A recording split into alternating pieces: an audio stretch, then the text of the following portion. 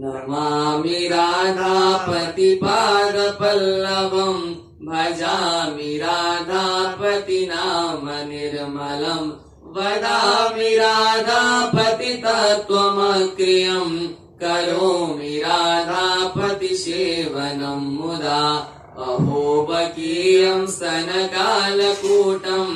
जिघांसयापाय यदाप्यशार्वी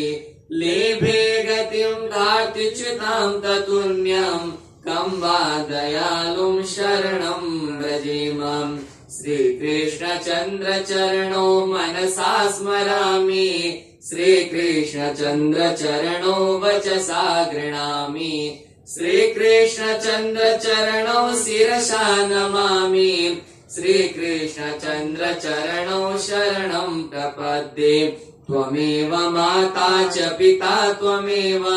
त्वमेव बन्धुश्च सखा त्वमेव त्वमेव विद्या द्रविणम् त्वमेव त्वमेव सर्वम् मम देव देव